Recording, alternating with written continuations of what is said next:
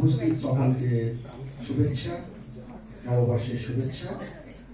এতক্ষণ মন্ত্রমুগ্ধের মতো যেভাবে শুনছিলাম, সুর শুনছিলাম, সেখানে আবৃত্তি শিল্পী আছে কয়েকজন, তাদের কবিতা হলে বেশ শুনতে ভালো লাগতো, যায় সুরে সুরে যায় আর কি। সেখানে কবিকণ্ঠে কবিতা অতটা যাবে না, তবুও আপনাদের একটু কষ্ট সহ্য করতে হবে আর কি। শিল্পী মন, আমি এখানে তো আগেও এসেছি, কমলদা পার্থদা তো শিল্পী মনের ভেতরে ঢুকে, যাকে বলে একেবারে অতল গভীর থেকে হিরে মানি মুক্ত সব তুলে নিয়ে এসে আপনাদের সামনে পরিবেশন করেছেন। আসলে সত্যিই তাই, এমন বাড়ির খোঁজ খুব কম পাওয়া যায় যেখানে গোটা পরিবারটাই একটা শিল্প হয়ে উঠেছে, শিল্প বাড়ি হয়ে উঠেছে। ফলে শিল্পী মন না থাকলে শিল্প বাড়িও টিকে থাকে না। আপনারা যারা এসেছেন সেটা সেই শিল্পী মনের অধিকারী হিসেবেই এসেছেন এখানে, কারণ শিল্পী মন থাকাটা সবচেয়ে বড় জরুরি এই সময়ে। আজকে প্রতিদিনই দেখবেন এই ফেসবুক, হোয়াটসঅ্যাপে শুভেচ্ছা, তারপরে গুড মর্নিং এসব আসে। তো আমাকে একজন লিখলো যে কেমন আছেন, বললাম অন্ধকার পথে হাঁটছি আলোর অপেক্ষা। সত্যি আমরা অন্ধকার পথের মধ্যে হাঁটছি। অন্ধকার জীবনে দরকার, কারণ অন্ধকার না এলে আমরা আলোর যে সৌন্দর্য, আলোর যে ব্যাপ্তি আমরা বুঝতে পারবো না। তাই জীবনে মাঝে মাঝে অন্ধকার আসাও ভালো।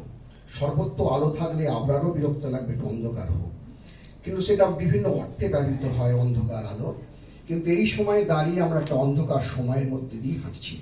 কেতুকিদা, রুমা বৌদি, আমার প্রিয় ভাইজি রিক, তাদের সঙ্গে সর্বত্রভাবে জড়িয়ে আছেন যেমন কমলদা, আমাদের পার্থদা, পার্থ সারথী উনি, কৃষ্ণ এবং নন্দিনী। তোমরা সবাই শিল্পী মনে সবাই বলছি। নন্দিনী, আসলে নন্দিনী না থাকলে রক্তকরবীর এই নাটক জমে উঠবে না। ফলে নন্দিনীকে থাকতেই হবে, রাজাকেও থাকতে হবে এবং বিশু পাদনাকেও থাকতে হবে। রঞ্জন আছে, বাহ।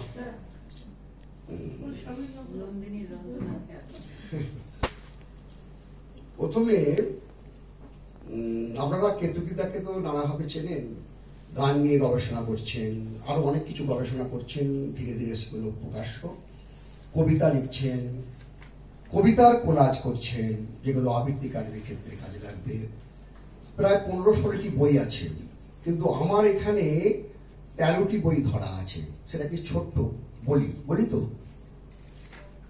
মধ্যরাতে বেহালার সুরে আগুন লেগেছিল যেদিন, সেদিন আগুন আলো নয়তো পরমায়ু বলতেই সেদিন ঈশ্বর এসেছিলেন।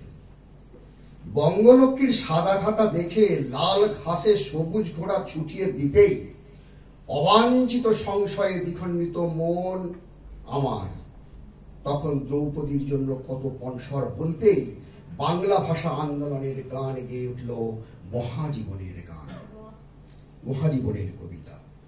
সেই কবিতা থেকেই কবিতা কোলাজ হলো, আমার কবিতা সংকলন হলো। তাই আমরা শোনালাম ভারতের আধুনিক তীরন্দাজির গল্প এই শিল্পী মন মন্দিরে। ভক্তরা শুনলেন, 10-এ 10 দিলেন, আমাদের সাধনা সার্থক হলো।